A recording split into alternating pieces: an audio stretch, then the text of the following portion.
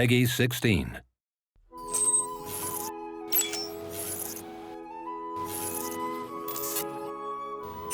When you're trying to adapt a tabletop role-playing game to a video game, especially a tabletop game from the 80s, you have to make it current. You have to modernize it. You can't use the same old jokes.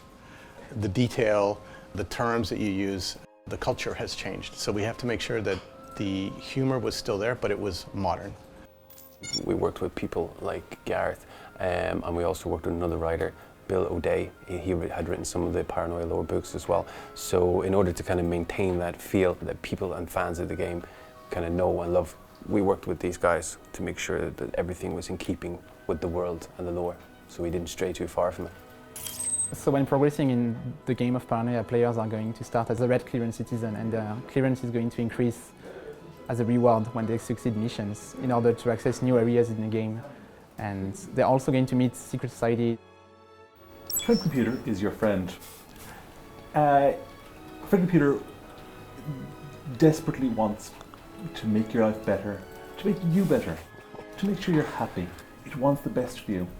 But unfortunately, there are traders out there who are sabotaging things, and they must be eliminated.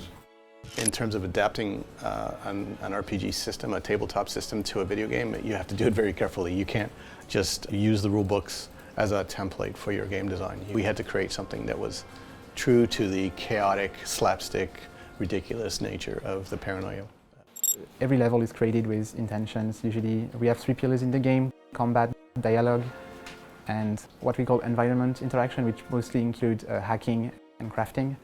And each level would be based on like these 3 pillars, sometime more on combat, sometime more on dialogue, and sometime more on crafting.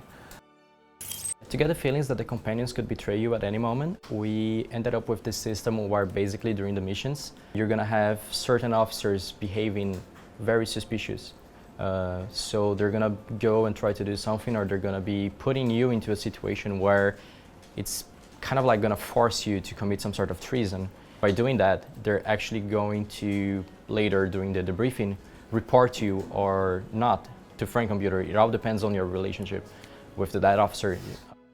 The dialogue system we think is quite robust. We have lots of different options for the player. We really try to kind of give the player as much kind of ways to respond to conversations and interactions with players, in particular with Friend Computer. There's some great things in there. You can use your skills to get past certain puzzles, but it depends on whether or not you have enough skill points to do that.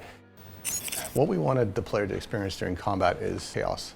They're barely in control, and they're adapting themselves, and we wanted the player to feel smart for adapting to all these crazy things that could happen at any moment. The interesting thing about Paranoia is that it's basically everybody is forced to commit infraction in order to complete their missions. And if you commit too many infractions, you end up being fried, losing a clone. So that's not what you want, but still, if you want to progress, you have to commit infractions. Your clones are a resource. When you clone, you can actually redistribute all your skill points. You can change the way that like your build is done. Are you happy? Of course I'm happy. Are people watching? Yes, I'm happy, Friend Computer. Yes, of course I am happy. Happiness is mandatory. I took my happy pills this morning, so yeah, I'm really happy. Very much so. Very happy.